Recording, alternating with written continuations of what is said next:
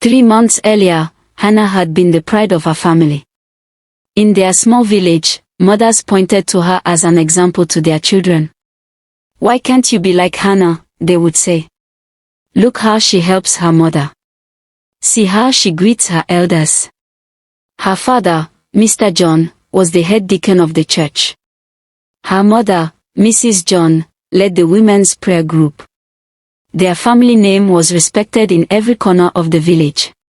Hannah was 17, beautiful, and well-behaved. She swept the compound every morning before school. She helped her younger siblings with homework and never talked back or stayed out late. Then Daniel came to the village for the dry season holidays. He was 18 and lived in the big city. His aunt's house was only a few doors away from Hannah's home. Daniel was different from the village boys. He wore neat clothes and spoke English with confidence. One afternoon, Daniel saw Hannah at the village well. He smiled and helped her carry her bucket. He was kind, gentle, and funny. Soon, Hannah began to look forward to seeing him every day. They became friends and started meeting secretly under the big mango tree behind the church. As the weeks passed, their friendship grew deeper.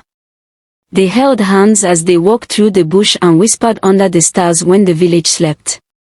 Then one night, behind the old school building, they went further than they had ever gone. It was Hannah's first time. 2 weeks later, Daniel returned to the city, promising to write. But the letters never came.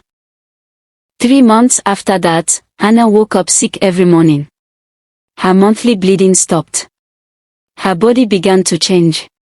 She was pregnant. At first, she hid it. But her mother noticed.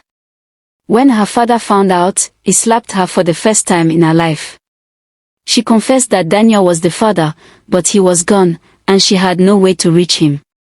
The house grew cold. Her brother stopped talking to her. Her grandmother refused to look at her.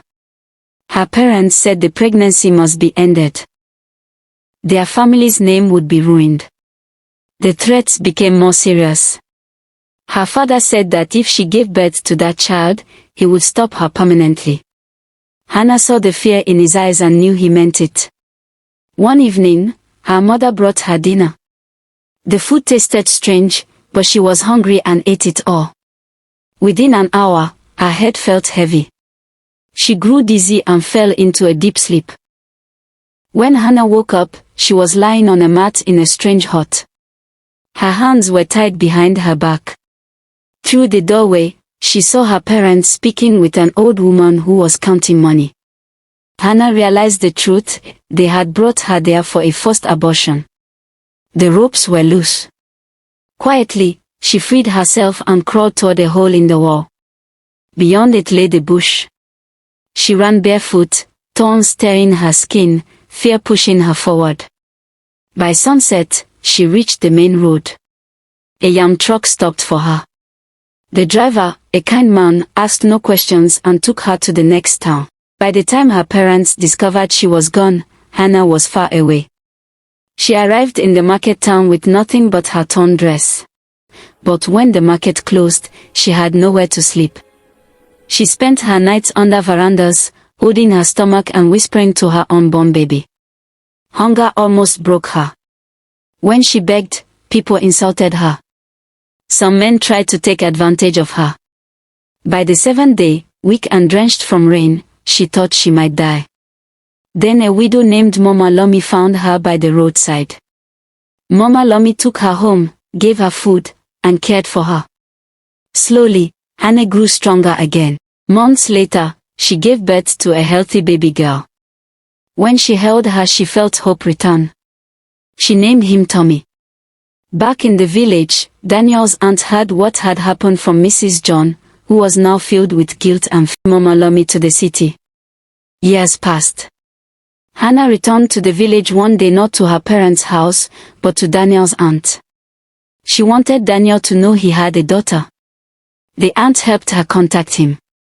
Daniel, now studying abroad, was shocked but happy. He accepted responsibility and promised to care for them. His family welcomed Hannah and Tommy into their home in the city. They helped her go back to school and rebuild her life. When Daniel finally returned, he reunited with Hannah and their child. Her parents never knew at first, though her mother secretly thanked God that her daughter was alive and safe. One day, Hannah went back home with Daniel and Tommy, hoping to make peace. Her father refused to forgive her. "You brought shame to this family," he said coldly. Hannah bowed her head. "I made mistakes," she said quietly, "but I almost died because of your pride." Her father turned away. Her mother's eyes filled with tears, but she said nothing. Hannah left that house knowing nothing would ever be the same again. She chose instead to live with those who loved her and her child without judgment. She built a new life, one filled with peace, dignity, and love.